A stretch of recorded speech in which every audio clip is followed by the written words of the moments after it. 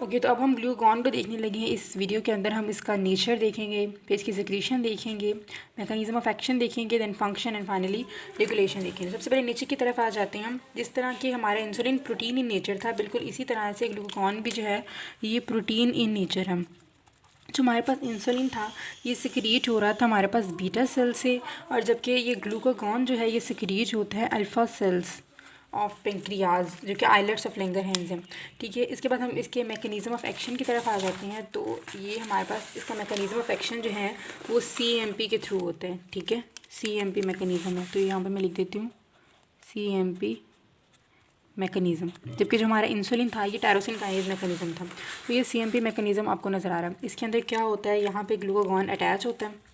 Glucagon जब attach होता है सर्पेंटाइन रिसेप्टर्स को एक्टिवेट करता है, जिसके साथ जी प्रोटीन अटैच होती है। कपल जो रिसेप्टर है, जी प्रोटीन कपल रिसेप्टर है ना, तो इसकी गैमा और बीटा सब यूनिट यहाँ से हट जाती हैं, और जो अल्फा सब यूनिट है वो GTP के साथ मिलके यहाँ पे एडिनाइल साइक्लेज को एक्टिवेट कराता है। तो यहाँ पे एक्टिवेशन ऑफ एडिनाइल साइक्लेज आपको नज़र आ रही है। जब इसकी एक्टिवेशन होती है तो फिर क्या कराता है, ATP को कन्वर्ट करा देता है साइक्लिक AMP के अंदर। साइक्लिक AMP फिर यहाँ पे क्या कराता है, CMP डिपेंडेंट प्रोटीन काइनीज को, जो कि जो हमारे पास जो है इनएक्टिव फॉर्म है, जो कि B फॉर्म है, उसको कन्वर्ट करा देता है A फॉर्म के अंदर। तो यहाँ पे तो एक जनरल सा लिखा हुआ है किसी भी हार्मोन के लिए। अगर हम मोर स्पेसिफिकली ग्लूकागॉन के लिए देखें तो इसका मेन फंक्शन होता है कि ये जो अब इसने जिस प्रोटीन की फॉस्फोराइलेशन करानी है वो वाला एंजाइम की फॉस्फोराइलेशन कराएगा, जो कि ग्लाइकोजन को कन्वर्ट करा देता है ग्लूकोज 1 फॉस्फेट के अंदर। ठीक है, हमारे पास क्या होगा, ग्लाइकोजन कन्वर्ट हो जाएगा ग्लूकोज 1 फॉस्फेट के अंदर, और उसके बाद ग्लूकोज 1 फॉस्फेट की भी डीफॉस्फोराइलेशन होगी, जिसके रिजल्ट में हमारे पास ग्लूकोज बन जाएगा। तो ग्लूकागॉन का जो मेन मकसद होता है, अब हम उसके एक्शन की तरफ आ रहे हैं। मैकेनिज्म ऑफ एक्शन मैंने आपको बता दिया कि CMP मैकेनिज्म है। अब हम उसके एक्शन यानी कि इसके फंक्शंस की तरफ आ रहे हैं। तो इसका फंक्शन जो है ये यहाँ पे मैं लिखने लगी हूँ।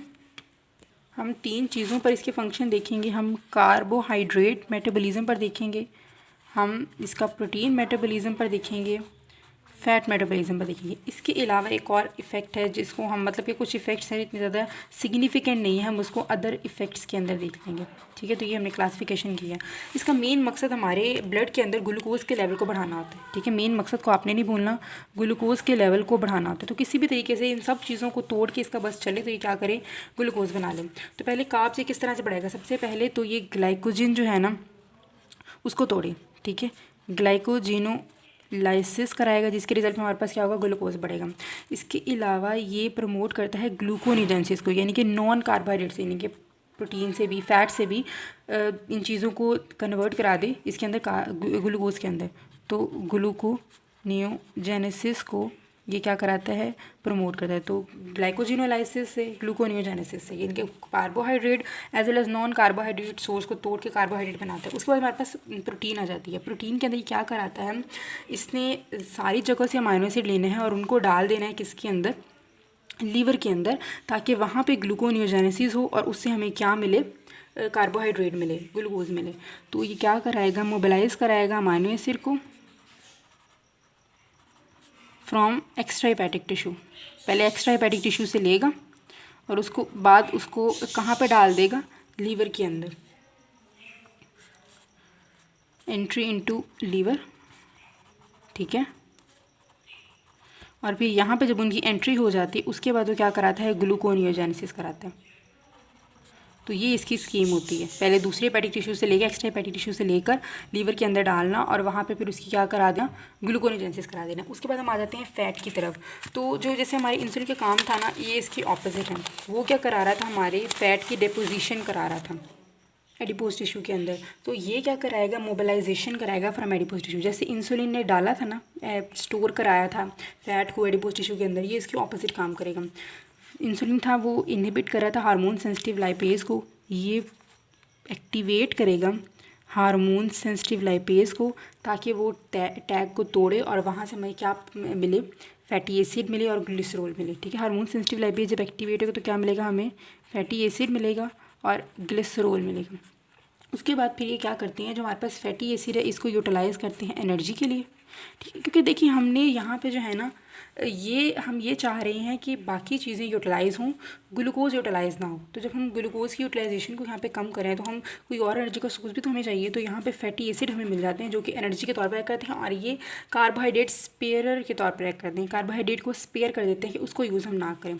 इसके अलावा ये जो ग्लिसरॉल है ये भी ग्लूकोनेजेंसिस के अंदर यूज़ होगा और हमारे पास ग्लूकोज बनेगा। ठीक है, तो ये दो चीज़ें हमारे पास फैट की इसके अंदर आ जाती हैं, और नॉर्मली इसने ग्लूकोनेजेंसिस को तो वैसे ही प्रमोट करना ही करना होता है। तो ये इसके इफेक्ट हैं। उसके बाद अदर इफेक्ट्स के अंदर हम इसमें आ जाते हैं। तो इसने हार्ट की स्ट्रेंथ को बढ़ाना है। ठीक है, हार्ट स्ट्रेंथ को बढ़ाता है, बाइल सिक्रीशन को इंक्रीज़ कराता है, क्योंकि देखिए हमने फ़ैट को तोड़ना है तो हमें बाइल की सिक्रीशन तो ज़्यादा चाहिए होगी ना, ताकि और फैट जो हमें मिलता रहे, हम इसको तोड़ें। और गैस्ट्रिक सिक्रीशन को इनहिबिट करते हैं।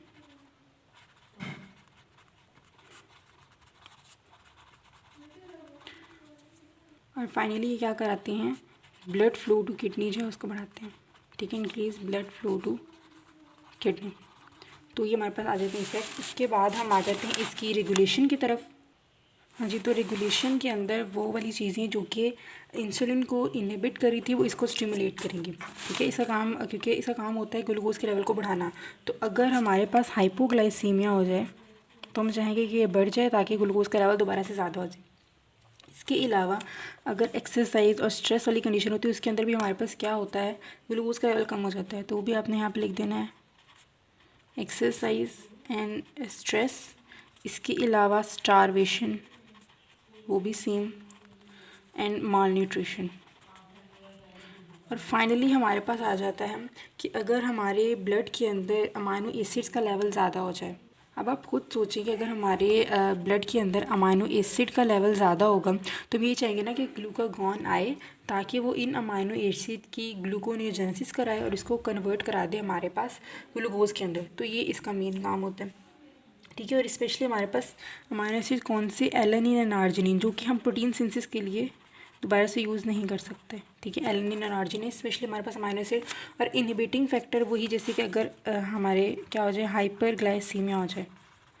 ठीक है, तो फिर हमें इसकी क्या ज़रूरत है, जब पहले ब्लड के अंदर ग्लूकोज आता है, या फिर हाइपरलिपिडीमिया आ जाए। अब हाइपरलिपिडीमिया कैसे, हमने ये जो ऊपर सारे इफेक्ट कराए फ़ैट के ऊपर, हमारे फ़ैट के ऊपर हम क्या करा रहे थे, हार्मोन सेंसिटिव लाइपेज को एक्टिवेट करा के फैटी एसिड्स के लेवल को बॉडी के अंदर बढ़ा रहे थे। तो जब फैटी एसिड का लेवल बॉडी के अंदर बहुत ज़्यादा हो जाएगा और फैटी एसिड को डिग्रेड करके कीटोन बॉडीज़ का लेवल बहुत ज़्यादा हो जाएगा, तो हम नहीं चाहेंगे कि और ग्लूकागॉन आए और फैटी एसिड को और तोड़े। ठीक है, तो हाइपरलिपिडीमिया और कीटोनीमिया जो है ना इनहिबिट करता है। इसके अलावा एक मैंने सोमैटोस्टैटिन हार्मोन बताया था जो कि पेंक्रियाज के अंदर ही है। तो पेंक्रियाज के अंदर ही ये इसकी सिक्रीशन को, मतलब दोनों की सिक्रीशन को इनहिबिट करा रहा होता है, उनका रेगुलेट करा होता है एक तरह से। और वो कौन है, सोमैटोस्टैटिन। ठीक है, सोमैटोस्टैटिन दोनों की इनहिबिशन कराते हैं, ग्लूकोज और इंसुलिन एंड ग्लूकागॉन। तो यहाँ पे हमारा जो है कंप्लीट होता है ग्लूकागॉन। अब हम नेक्स्ट वीडियो के अंदर, आई थिंक इसी वीडियो के अंदर कर लें क्योंकि अभी इतना ज़्यादा टाइम नहीं है, और सोमैटोस्टैटिन को देख लेते हैं। हाँ जी, तो ये जो सोमैटोस्टैटिन है, ये इसकी अगर हम नेचर देखें तो ये बिल्कुल ग्रोथ हार्मोन, इनहिबिटरी हार्मोन की तरह, यानी कि पेप्टाइड इन नेचर है। ठीक है, ग्रोथ हार्मोन, इनहिबिटरी हार्मोन की तरह हमें इसकी नेचर नज़र आती है। उसके बाद हम देख लेते हैं कि इसकी सिक्रीशन कहाँ से होती है। तो जो इसकी सिक्रीशन है वो हमने देखा था कि डेल्टा सेल्स ऑफ पेंक्रियास से इसकी सिक्रीशन हुई थी, डेल्टा सेल्स। ठीक है, जैसे जो पेंक्रियासिस से सिक्रीशन हुई थी। उसके बाद इसका मैकेनिज़्म अगर हम देखें, मैकेनिज़्म ऑफ एक्शन, तो इसका मैकेनिज़्म ऑफ एक्शन बिल्कुल ग्लूकागॉन की तरह, यानी कि इसका मैकेनिज़्म ऑफ एक्शन कौन सा है, CAMP mechanism, second messenger system, ये वाला है। उसके बाद फाइनली हम किस चीज़ पर आ जाते हैं, इसके एक्शंस की तरफ। तो इसके एक्शन जो है ना, अगर मैं इसको एक ब्रीफ व्यू दूँ इसके एक्शन का, तो इसका मेन मकसद होता है कि जो भी मतलब कि हमने जो भी फूड लिया, जो भी हमने खाना लिया है, उसकी रैपिड एग्जॉशन को प्रिवेंट करें, यानी कि उस फूड को, तो फूड की एग्जॉशन को प्रिवेंट करता है ताकि हम फूड को ज़्यादा अरसे तक चला सकें। ठीक है, अब उस फूड की अगर हमने एग्जॉशन को प्रिवेंट करना है, मतलब हम ये चाहते हैं कि ग्लूकोज जो है, जो भी फूड है, मतलब कि हमारी जो फूड है वो ख़त्म ना हो जल्दी, उसकी एग्जॉशन जो है कम हो। तो किस तरह से कर सकते हैं, एक तो हम फूड की एसिमिलेशन को कम करें किसी तरीके से, यानी कि जल्दी से वो डाइजेस्ट ना हो। ठीक है, एक तो एसिमिलेशन को कम करें, और दूसरा हम ये करें कि उसकी यूटिलाइजेशन को कम करें। ठीक है। सेलुलर लेवल पर उसकी यूटिलाइजेशन कम, एक असिमिलेशन कम। असिमिलेशन कम किस तरह से कर सकते हैं कि हम मोटिलिटी ऑफ जीआईटी को कम करें, ठीक है, ताकि जल्दी आगे के आगे मूव करके वो डाइजेस्ट जल्दी हो ही ना, असिमिलेट हो ही ना। हम स्टमक, ड्यूडेनम और गॉल ब्लैडर की को कम कर देते हैं, ठीक है। स्टमक, ड्यूडेनम, गॉल ब्लैडर की मोटिलिटी को कम कर देते हैं हम यहाँ पर। इसके अलावा जो है हम जो जीआईटी की सेक्रीशंस हैं उसको कम कर देते हैं। जीआईटी सेक्रीशन को कम कर देते हैं, जो भी सी गैस्ट्रिन सेक्रीशन है, कोलिसिस्टोकाइन को कम कर देते हैं। और हम डिक्रीज़ कर देते हैं जीआईटी अब्सॉर्प्शन को, ठीक है। इस तरह से हमारी क्या हो जाएगी, एसिमिलेशन कम हो जाएगी, डाइजेशन कम जो है ना प्रोलॉन्ग हो जाएगी, ज़्यादा अरसे तक हम फूड को चला सकेंगे। और यूटिलाइजेशन को हम किस तरह से करेंगे, ये फंक्शन पहले भी आपको बता चुकी हूँ कि इंसुलिन और ग्लूकागॉन को जो है इनहिबिट करता है। ये हो गया हमारे पास सोमैटोस्टैटिन कंप्लीट हुआ। अब हम नेक्स्ट वीडियो से हमारा डायबिटीज़ मेलाइटिस को स्टार्ट करते हैं।